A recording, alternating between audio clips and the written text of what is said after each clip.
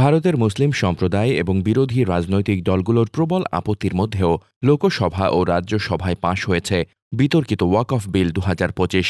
বুধবার গভীর রাতে লোকসভায় এবং বৃহস্পতিবার রাজ্যসভায় বিলটি অনুমোদন পায়। ৭০ বছরের পুরনো ওয়াকফ আইনে পরিবর্তন আনতে এই বিল এখন রাষ্ট্রপতির স্বাক্ষরের অপেক্ষায়, যা হলে এটি আইনে পরিণত হবে।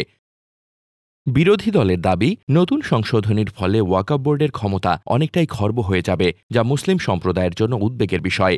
নতুন এই সংশোধনী আইনের মূল উদ্দেশ্য হল ওয়াকফ সম্পত্তির সুষ্ঠু ব্যবস্থাপনা এবং আয় বাড়ানো। সংসদীয় বিষয়ক এবং সংখ্যালঘু বিষয়ক মন্ত্রী কিরেন রিজিজু দাবি করেছেন, ওয়াকফ সম্পত্তির ব্যবস্থাপনায় স্বচ্ছতা আনতেই এই পরিবর্তন আনা হয়েছে। তার ভাষ্যমতে, বর্তমানে দেশে প্রায় ৮,৭২,০০০ ওয়াকফ সম্পত্তি রয়েছে, যেগুলো থেকে রাজস্ব আহরণ করার কথা থাকলেও বাস্তবে আয় হচ্ছে খুবই কম। ২০০৬ সালে সাচার কমিটির রিপোর্ট অনুযায়ী ৫ লাখ ওয়াকফ সম্পত্তি থেকে মাত্র ১৬৩ কোটি টাকা আয় হয়েছিল, যেখানে আয় হওয়া উচিত ছিল ১২,০০০ কোটি টাকা। নতুন আইনের মাধ্যমে ওয়াকফ সম্পত্তি ব্যবস্থাপনায় সরকারের হস্তক্ষেপ বাড়বে এবং আর্থিক স্বচ্ছতা নিশ্চিত করা হবে বলে দাবি করেন রিজিজু। তবে বিরোধী দলগুলো এবং মুসলিম সংগঠনগুলো এই আইনের তীব্র বিরোধিতা করছে। তাদের মতে, নতুন সংশোধনীতে ওয়াকফ বোর্ডের ক্ষমতা সীমিত করা হয়েছে এবং অমুসলিমদের বোর্ডে সদস্য করার সুযোগ রাখা হয়েছে, যা বোর্ডের কার্যকারিতার ওপর প্রভাব ফেলবে। বিরোধীদের দাবি, এটি মুসলিম সম্প্রদায়ের ধর্মীয় সম্পত্তির ওপর সরকারের সরাসরি নিয়ন্ত্রণ প্রতিষ্ঠার একটি কৌশল। নতুন আইনে সরকারি সম্পত্তিকে ওয়াকফ সম্পত্তি হিসেবে দাবি করার ক্ষেত্রে কঠোর শর্ত আরোপ করা হয়েছে এবং ওয়াকফ সম্পত্তির ব্যবস্থাপনায় রাজ্যের উচ্চপদস্থ কর্মকর্তাদের ভূমিকা বাড়ানো হয়েছে।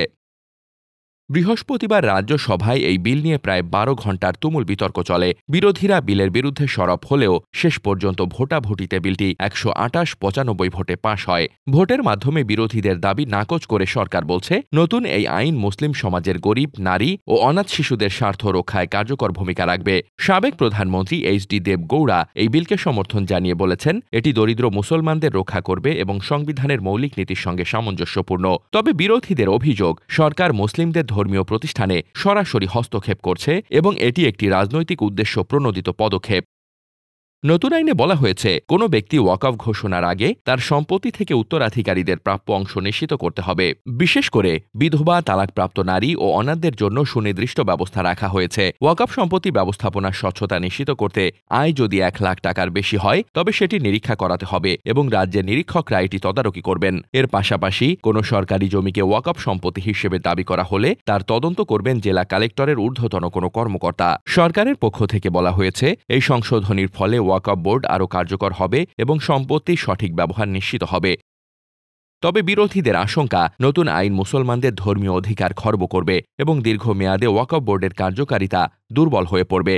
বিশেষজ্ঞদের মতে, এটি ভারতে মুসলিমদের জন্য একটি গুরুত্বপূর্ণ পরিবর্তন আনতে পারে, যার দীর্ঘমেয়াদী প্রভাব মুসলিম সম্প্রদায়ের ওপর পড়বে। ওয়াকফ বিল নিয়ে বিতর্ক এখনও শেষ হয়নি। মুসলিম সংগঠনগুলো এবং বিরোধী দলগুলো ইতোমধ্যেই এই আইনের বিরুদ্ধে আন্দোলনের প্রস্তুতি নিচ্ছে। রাজনৈতিক বিশ্লেষকদের মতে, এই বিতর্ক ভারতের আসন্ন রাজনীতিতে গুরুত্বপূর্ণ প্রভাব ফেলতে পারে। রাষ্ট্রপতি দ্রৌপদী মুর্মু স্বাক্ষর করলেই এটি আইন হয়ে যাবে এবং কার্যকর হবে, কিন্তু এ নিয়ে বিরোধিতা ও আইনি লড়াই দীর্ঘ হতে পারে। Desk report, বার্তাবাজার।